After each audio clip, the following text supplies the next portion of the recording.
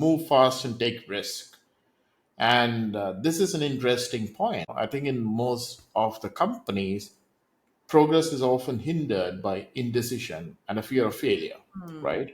So we try to give an environment where people can embrace experimentation, testing, and calculated risk taking, and making sure that people are unafraid to explore the unknown, learn from failures, and push the boundaries of what's possible. So this is kind of what it means to move fast and take risks. So literally, it's a safe environment where you can break things, fail safely without getting So, penalized for it.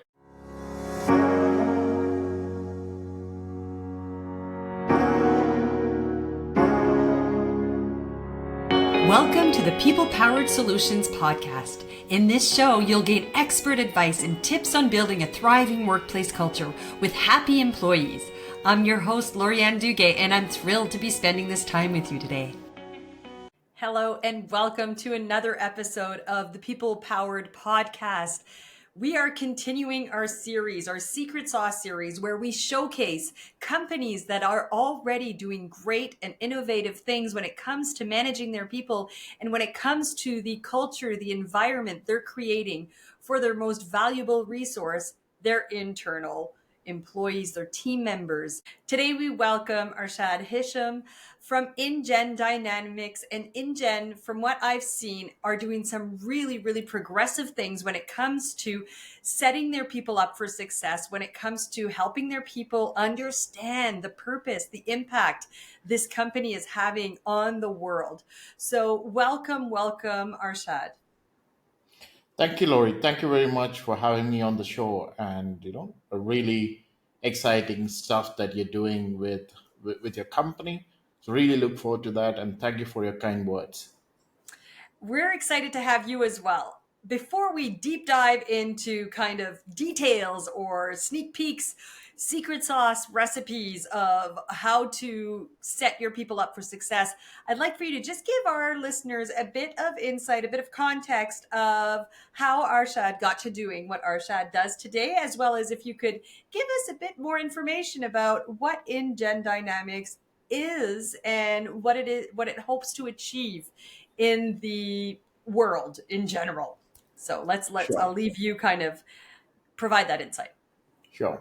Thank you, Lori. I'm a big science fiction fan, so that's a disclaimer I would put, before answering that Before question. answering any questions, he needs Any to put that question, out there. right? Got So I it. think we can draw parallels to a lot of, especially Asimov, Battlestar Galactica, and the whole nine yards, right? I watched a lot of the recent movies. I've watched a lot of the recent series, and I think as a child growing up, I've been fascinated by the Foundation series from Asimov. I actually read it when I was 11 years old. It was pretty early to deep dive into Foundation series, right? And one of the things I wanted to do very early on, it really fascinated me. So when I grew up, I wanted to bring a lot of these ideas in science fiction to life, right? So this is what kind of drove me to become an engineer, to get into robotics very early on, and when I graduated, the real world hit. You need to pay the bills, you need to kind of get the things going. So it is not an option to experiment. So I started a tech career, post engineering, worked with a lot of companies worldwide, including government of Australia, and spent a lot of time in the corporate world. Did an MBA. Then I started a series of companies. I'm on my fifth company, Wow. and a lot of the companies that I've done previously have increased in product complexity. So I think we did enterprise SaaS startup, point of sale solution, and ending up with my current robotics and AI, which is what I wanted to do, to be honest. But From the I was get-go. But you had to get in the through all get-go. these four other companies Exactly. to pay the bills so that And, you I- could also and the grow the first experience. Exactly. And the first couple of companies were learning experiences in terms of Yeah. you learn about recruiting, learn about managing people. And as a leader, I think it's something that you realize that every new experience humbles you, right? You kind of become, I mean, you kind of understand that what you don't know is actually much bigger, and most people are not aware. what you don't know very early on. So it kind of humbles Hmm. you as you run companies. So at inGen Dynamics, the goal of our company is to improve quality of life for humans, include with affordable, intuitive, and practical AI automation robotics. I know it's quite a mouthful, but those are very carefully chosen words, phrases, and qualifiers, right? I mean, and every product that we create improves quality of life. We Our products stand apart because they are practical, intuitive, and affordable. And And these affordable, yeah. are yeah, these are things that you don't normally associate with robotics and AI. So I think No, you're that's why right. it's important, right? We qualify that properly. So this is kind of thesis, or in a nutshell, what we do. And we have several line of products coming out. At the core, we are a research and development company, and we have churned out several products 8 years since inception. Like many companies doing R&D, we are no different. I think we've run to several iterations of the product, and it's been a fascinating journey so far. And yeah, so I guess that's it, Lori. I want to make the Hey, answer short.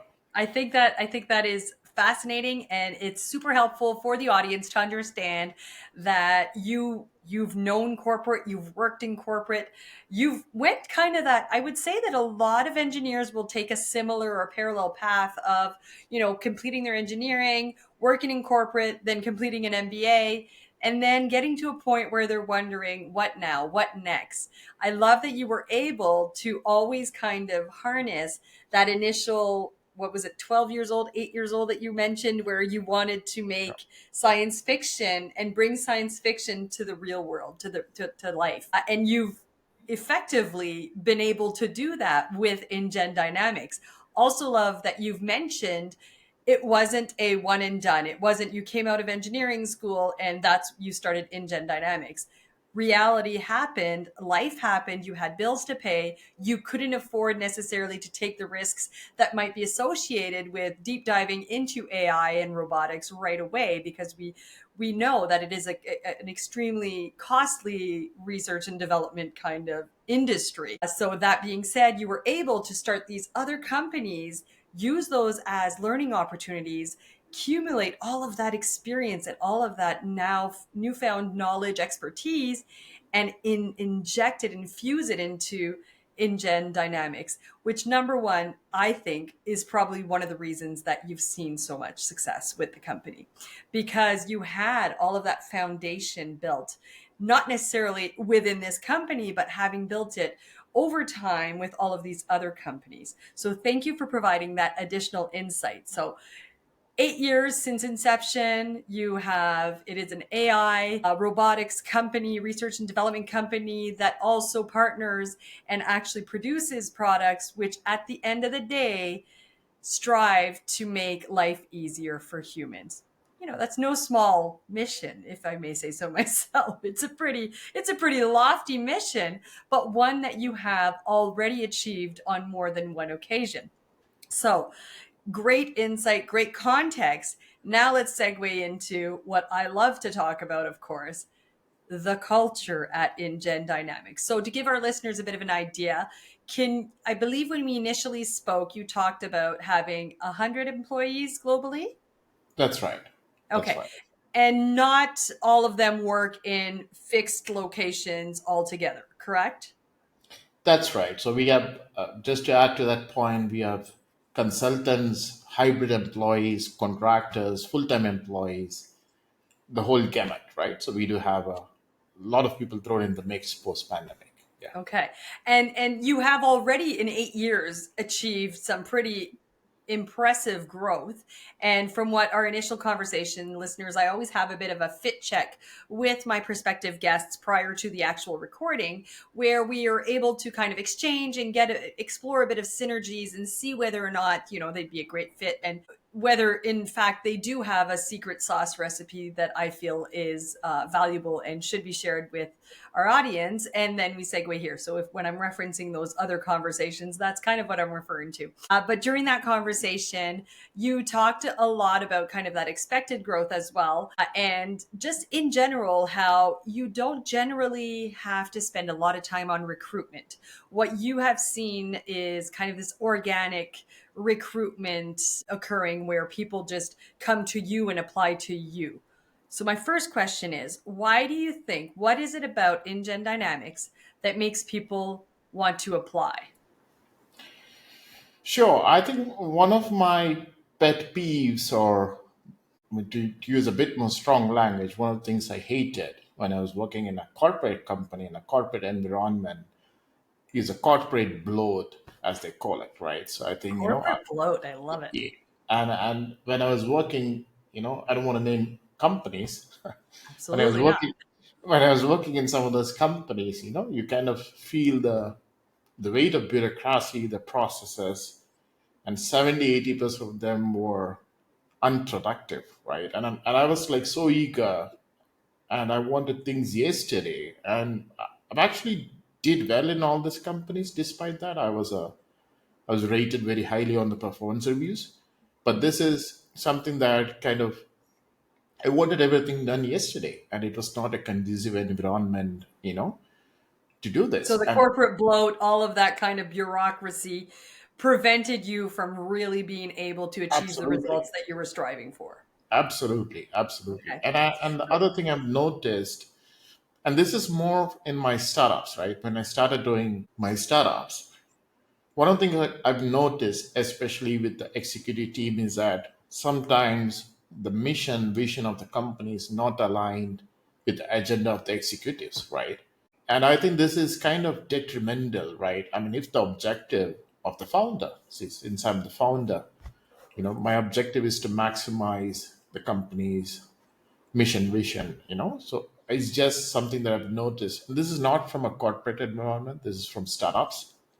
And that's why, we have zero tolerance for corporate politics. So, and that means that we have a transparent and collaborative culture that values teamwork, innovation, and excellence over, what you can say, personal agenda or political gamesmanship. Again, very loaded words, but you get what I'm saying, right? Very loaded words, but I absolutely get. So what I'm hearing is you think kind of one of that allure to an external person who suddenly realizes that if you work at InGen Dynamics, they are anti corporate bloat. And I'm pretty sure it is on your website under some of your values, if I'm not mistaken. Absolutely. Right? Yes. So Absolutely. I'm looking for a job. I end up on the website. I see that there's zero corporate bloat right there. I am intrigued because let's be honest, everybody says they don't want it. Then, if that's the case, not enough companies spend time at eliminating it. And it sounds like you have effectively eliminated it within InGen Dynamics. And so, when we hear corporate bloat, for those who may not be familiar with the term, we're talking about the office politics. Absolutely. What other things fall under corporate bloat as far as you're concerned, Arshad? I think it's just a process, right? I mean, we had this instance where somebody was testing a new idea, right? So he needs to run it through a couple of documentation, send an email, get an approval, and by the time the whole thing is done, the idea is obsolete. It's a classic Ah, example, right? The idea is okay. obsolete. So I think we are in a very fast-paced environment where we don't. I mean, we need some processes. This doesn't mean, to be fair, that we get rid of all the processes. It's just the Mhm. balance, right? I What's agree. the right What's the right balance? So again, don't get me wrong. This is not like you go and do whatever you want and then check No, out of the no. office. But what you're saying is about being very intentional at which levels of approval, which levels of, Absolutely, kind of authority an idea needs to absolutely, go through. Is it and is it required, or is it just because we've always done it that way, and absolutely, to and I take the time to eliminate them? yeah, and I think it's an iterative process. I think it will tend to, as a company grows, as the products mature, it also has a relation to the maturity of your product. Like if your product is in early stages, the ratio tends to tip on the other side. But once it matures and gets into production, then it slightly tips to the other side, right? I mean, Okay. that's logical. So which sides are we talking about, just to be clear? In the kind of inception phases, more Inception, levels is not a bad thing because it might create, make sure that we catch any costly mistakes at the kind of forefront. absolutely, But the more it absolutely, matures, the less approvals should be required. absolutely. And again, that's how I think we have seen, and and there is no fixed rule, but generally, the people working on it know intuitively that if they're doing too much paperwork, Mhm. right? This is kind of they know.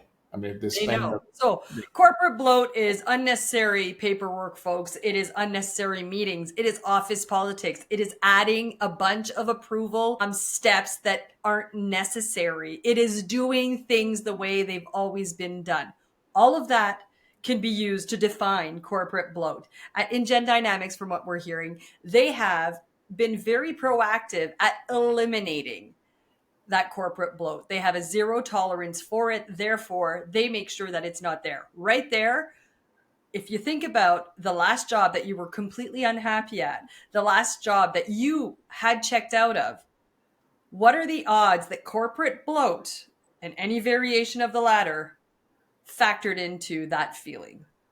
I would gander it's close to 90% the case. So, right away, kind of this quick tip. First ingredient in that secret sauce, folks, is to eliminate. Take time to identify what kind of processes are unnecessary. What kind of hoops are we making our people jump through? What kind of meetings are we having that are not necessary? And start by eliminating those to reduce the corporate bloat as a means of not only attracting that next generation of workers, but also as a means of keeping your existing ones who are extremely valuable, happy, engaged, and staying with you. Thank you, thank you, thank you for that first kind of tip. So we talked about what kind of things attract that next generation of workers to InGen Dynamics. Why is it that you barely have to spend any money on recruitment because they come to you? You talked about because you have a zero tolerance of corporate bloat. I also heard a bit about purpose and impact. Really, kind of through some of your examples, I was able to surmise that purpose and impact, you realize that you're doing a great thing. You have a mission, a vision as an organization, and you think it's extremely important to get everybody aligned with that bigger picture, with that corporate, that collective vision, that collective mission, as opposed to people having, a focus and injecting their energy in the achievement of individual results. Is that what I heard? Absolutely. And I think that's one of our pillars. We call this a five pillars at Engine Dynamics. So this is our one of the pillars. And we call it mission driven with a product first mindset to be specific, right? And the reason I would like to elaborate is that our focus is on delivering secure high quality products while avoiding distractions and unrelated tasks. And that's a very easy thing to write in a sentence. But if you take any complex R&D, any complex product development, it's actually very hard to figure out what is a distraction and what's an unrelated task, right? Hmm.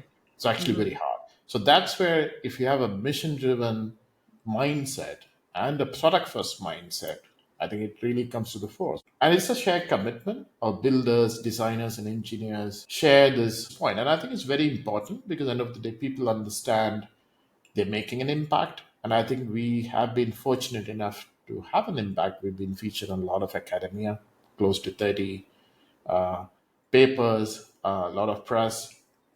So when you have a product that makes an impact and we're kind of creating history along the way, that's a fantastic motivation for people to, to do what you're doing, to double check and Absolutely. ask. And as Steve Jobs once said, on the Apple computers, even inside the computer, it's finished well because it's not about appearances, it's just how you do it, right? Mhm. So to Mhm. people to have that drive, I think it's very important you be mission driven with a product first mindset.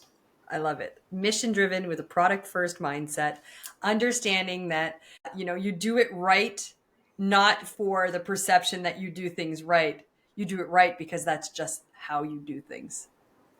Anything Absolutely. outside of that is unacceptable. And being able to convey that and communicate that regularly to your team members will enlist them into that broader vision. Being able to, you talked about when you are able to kind of create that history of a product from inception through to when it's actually produced and it comes to be, and then showcasing that entire journey to say all of these different people had a hand in making this product a realization, and all of those people were needed, and then communicating that to team members so that the next time you get another project, another pitch, and you sign a new contract with a client and you need to develop something again, they're that much more invested in the process because they want to be a part of what they just witnessed in that former project, right? So being able to kind of not only showcase those success stories, but leveraging those success stories in order to nurture that seed of loyalty and to nurture kind of that engagement from your team members to get them on board and performing at the level and standard that you expect on that next project. You talked about 5 pillars. Now I'm curious. So, would you like to share with our audience those 5 pillars? Absolutely. I think we covered two of them: zero corporate bloat, and the mission driven with the product first mindset, So, and okay. and the other three to kind of in no priority Yeah, is yeah. is is zero tolerance for corporate politics. And this is again interesting thing I've seen in a lot of startups is, and this is basic human nature, because we tend to accumulate power and control, right? Once you Mm. get into role, this is basic human nature. So we need to make sure that people are not incentivized to accumulate power and control, but rather they're incentivized to further the mission vision of the company, right? So that's it in a nutshell. And this is what we call a zero tolerance for office politics. So this means we are transparent and collaborative, values teamwork, innovation, and excellence over personal agendas or political gamesmanship, right? So this is kind of one of the other pillars, right? And do you want me to jump into the next two? I want us to continue. I'm loving these. Zero corporate bloat, mission driven with a product first mindset, zero tolerance for office politics. Right now, I'm already 100% ready to click the apply now button, but let's just go through those last two to land that Sure, actual click. sure. And I think the fourth one is move fast and take risk. And this is an interesting point. I think in most of the companies, progress is often hindered by indecision and a fear of failure, Hmm. right? So we try to give an environment where people can embrace experimentation, testing, and calculated risk taking, and making sure that people are unafraid to explore the unknown, learn from failures, and push the boundaries of what's possible. So this is kind of what it means to move fast and take risks. So literally, it's a safe environment where you can break things, safely without getting So penalized for it. I like that. I like that. And it also speaks to psychological safety to some extent. So I think for the benefit of our listeners, do you have very specific examples of where, you know, or how or practices that you've implemented that continue to reinforce that move fast, take risks, and fail is okay? Absolutely. And I'll give you a classic example, right? So we have an R&D loop where people create PCB boards for the robots. And what tends to happen is that some of these boards are expensive. So when Okay. they experiment, they burn out. It's actually sunk cost, right? And in other companies, what I've seen is that people don't report when something burns out. And it actually ends up costing the company 20x more because you catch this only later on. So this is a very classic example. So if you It have is. such an environment, you can actually save more money if you're willing to, let people lose and fail. Right? This is a classic example. So we have saved a lot of money because people come forward and say that it's failed because we know that they know we are not going to penalize them. So Mhm. this is a good example too. And I think it's a great example because I have actually worked with clients who work in robotics industry. And we had to build an entire kind of training path to help normalize failure so that people could develop the level of trust and vulnerability required to admit when something has gone array, when something is not working, before it gets too far into the development, because it's again similar to your industry, I imagine, where you've got your apps people who initially start, perhaps, who build it up, and then your designers, whatever order that may be, but you've got like three different kinds of engineers working on a product at different times. But if something failed in that initial phase and it was glossed over or not mentioned, that mistake is going to follow out throughout all of these other phases and end with a subpar product that's going to have a lot of costly issues. So if you're able to spend a bit of time in normalizing failure and saying that we accept it and would prefer to know before it's too far gone, then people will be that much more apt to kind of fess up and say, hey, tried this, it didn't work. Sorry, it might have cost something, but in the long run, you're saving money, because if you're Absolutely. not creating that environment, then it will quickly add up in terms of having to rework and fix and troubleshoot any issues that will come out down the line, because suddenly you've got three other levels that need to be corrected rather than being corrected at the onset of where the initial fail happened, right? Absolutely. Absolutely. And I think this is something that most companies don't realize inherently, or too late to the process. So I think, Mm-hmm. and I think it's really made a difference. So another ingredient in that secret sauce, I mean, those five pillars, let's be honest, they are the recipe, as far as I'm concerned, of InGen Dynamics success when it comes to their people and just in general. But another secret ingredient is to normalize and make sure that people are okay with taking risks, and that you understand that failure is simply a reason to learn and grow and evolve.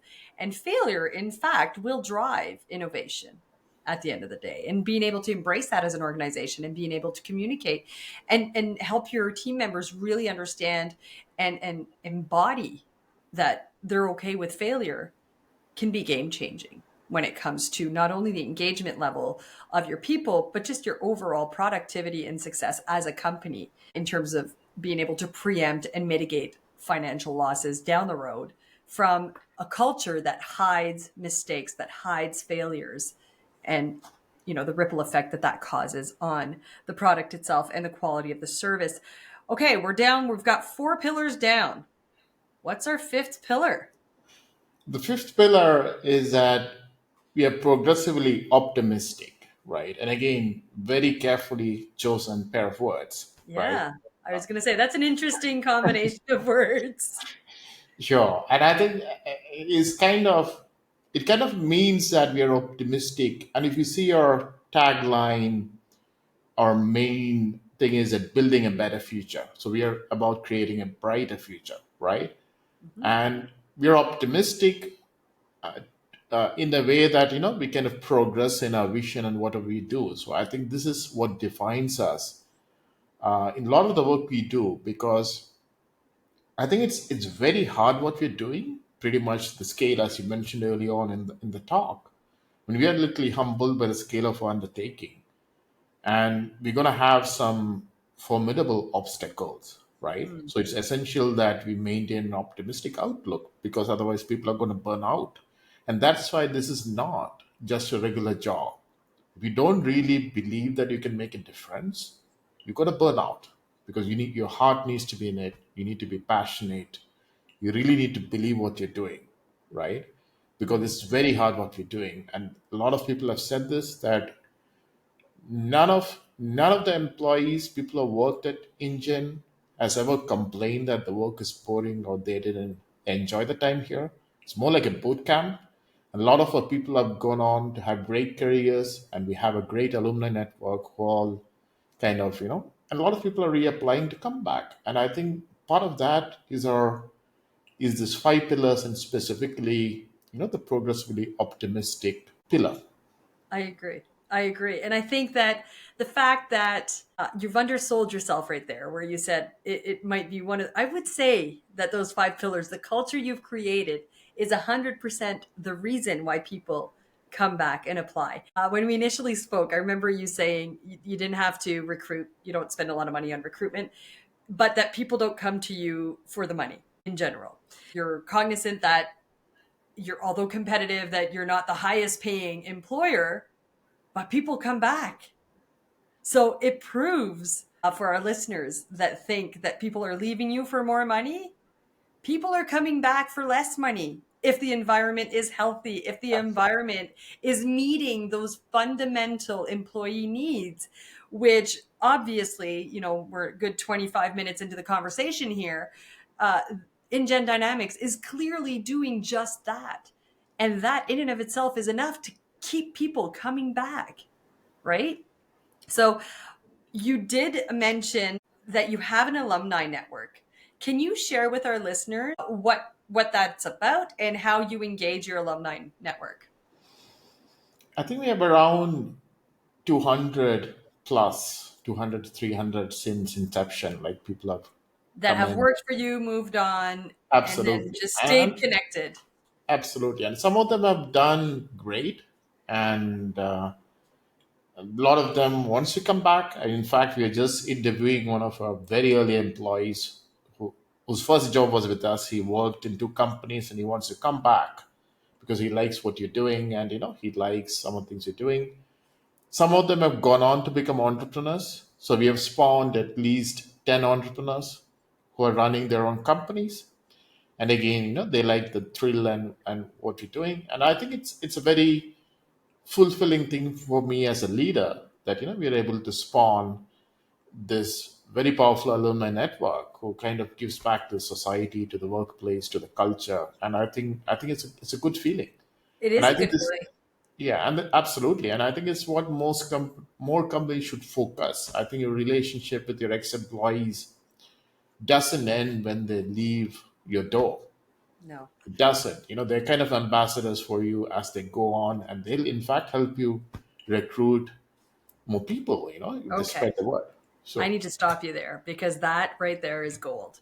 And it is something that when we do work with companies, so many companies fail to tend to that exit of employees and to understand the power of, for example, an exit interview or gathering, some of the motivations behind the departure at that exit, but then also continuing to nurture, because you are 100% right that failure to do that exit right will lead to people becoming detractors rather than ambassadors, will lead to people not saying great things about your company, will make put ultimately will put your brand at risk. So we need to spend more time not only on the actual departure and that transition out and the information that we're gathering throughout that process and that journey, but also in nurturing that network of ex employees who are very likely still powerful ambassadors when it comes to becoming a referral partner, when it comes to bringing in that next generation of worker within your organization. Also, love that you are 100% okay with grooming future entrepreneurs that are not necessarily investing in the development and the growth of your team members, knowing wholeheartedly that they may not stay within your company, that they might very well go out on their own and do their own thing, but that you take comfort in the thought that that just means you're broadening the scope of impact of your company ultimately. absolutely, absolutely. And I think that's an important thing, right? I think the time in which, I mean, at least with our parents or grandparents, people retired in the company they joined, right? So I think it's a fair expectation now that they're going to do their own thing. And if you give them that freedom, they'll be honest and upfront and they pick up the skill. And I think it's a transaction. And as long as, a lot of people have stayed on for a very long time as well. So I think there's a mixed bag. And it's not a definite thing, right? We have at least six people who have rejoined us after a break. So people Hmm. come back. It's a kind of a taking a break and having a go around and coming back. So we welcome people back as well. So I think it's a good thing. I If it think it's a works great out, good for us. If they come I'm back. also curious. I mean, just this is just my organizational transformation brain at work. Sorry, I'm going to segue listeners for 2 seconds.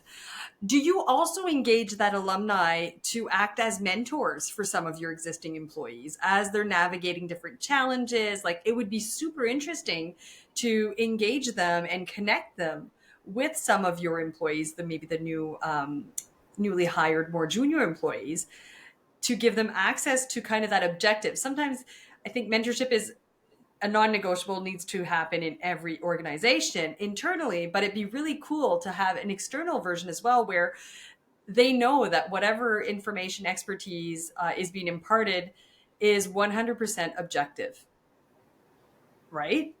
Absolutely, absolutely. So yeah, I mean, we have kind of experimented with this, and one of the things we have found that helps, and this is more to do with the soft skills, and Mm-hmm. most less of a technical thing, right? I think a lot of unwritten rules in a company that makes a culture in an Mm-hmm. organization, right? It's Mm-hmm. unwritten stuff, and sometimes a pep talk of 30 minutes, not technical, with the alumni on what's okay and what's not okay, what works, what the Yeah. company is expecting, goes a long way, because Mm.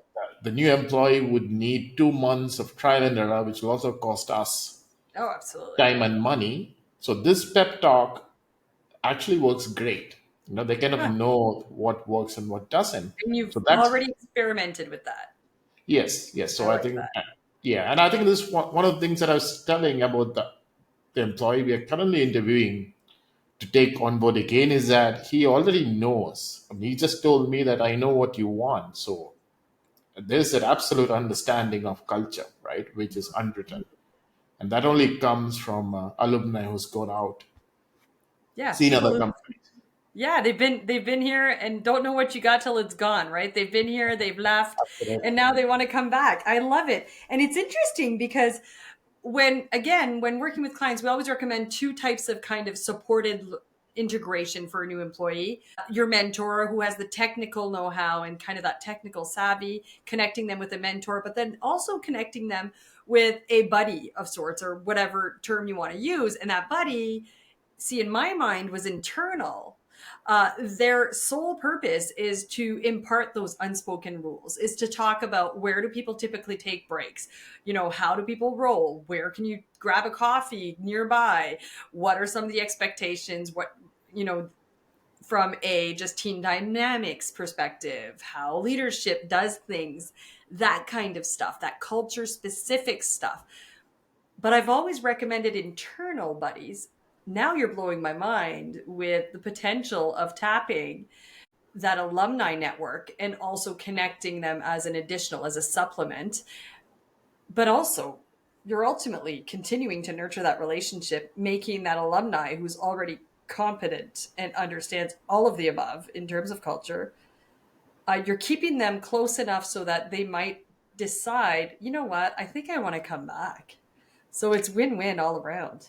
Absolutely. So that's the ulterior motive, right? Absolutely. So I Absolutely. think Let's just pull it. Let's be completely transparent. Let's talk about what that's really absolutely. about. No, it's Yeah. great. Thank you, thank you, thank you. We are at our time, but I just want to reiterate for our audience those 5 pillars, which I'm going to liken to 5 ingredients of InGen Dynamics secret sauce that have effectively helped them create the work environment that leads to people wanting to apply and not having to spend a crazy amount of money and hours and resources on this eternal recruitment loop, but also makes people come back. So let's go really quickly. We've got a zero tolerance for corporate bloat, pillar number 1. Pillar number 2, and you're welcome to correct me if I miss any of these, being mission driven, product first mindset at all times. Number 3, zero tolerance for office politics. Number 4, move fast and take risks. We're okay with you taking risks. And number 5, being progressively optimistic. Was that correct? Absolutely. Absolutely. So those are the five There you have pillars. it, folks. The 5 pillars, 5 secret ingredients to a secret sauce recipe which from what we've now understood was tried, tested, and true at inGen Dynamics. Thank you, Arshad, for taking the time out of your crazy busy schedule to meet with us. Before we sign off, if you had one last nugget of wisdom that you could impart on our listeners, to your fellow CEOs, fellow leaders, one thing they need to think of if they want to attract and keep the talent they need to succeed, what would that be? I would say that culture eats strategy for breakfast. You know, Ha, I've Most- heard that and I love it. Culture does eat strategy for breakfast. I adore it. I'll let you elaborate on that really quickly. sure. And I think what that means is that if you have the right culture, then probably whatever strategy is coming from top down, bottom in is already ingrained. If you don't have the right culture, it doesn't matter if you have a It's going to go fantastic nowhere. strategy. It's not going to percolate in your organization. It's not going to reach the right places. Your strategy is going to fail. I 100% agree. Strategy is nothing if culture is not tended to, because you can spend a month straight strategizing. You can bring in all the biggest minds of the world to come up with your strategy. But if you've not created the culture to enable and empower your people to deliver on that strategy, then you're no further ahead. So there you have it, folks. Culture eats strategy for breakfast. I think that should become my new tagline. Thank you, Arshad, for joining us. It has been super insightful. If people want to continue connecting with you, how can they do that? They can always have a look at our website, follow our social media where we are very active. Have a look at my blog. There is a founder's blog. A lot of videos on Vimeo. There's a lot of stuff out there. Please have a Perfect. look. Perfect. And And if they want to apply, sounds like your website's the place to do so absolutely, as well. Awesome. absolutely. Well, listeners, yet another installment in our secret sauce series. I hope you enjoyed it. At the end of the day, I hope that you sit with everything you've just heard, and if anything, you identify one single action that you can do today to start creating that highly enticing workplace culture. Well, folks, thanks for joining us for yet another enriching conversation. To hear more about today's guests, make sure to check out the links in the description of this episode. Want to continue the conversation? Then head on over to our social media platforms, all of which are also linked in the description, to keep it going. Finally, don't forget to subscribe to make sure you don't miss another valuable episode.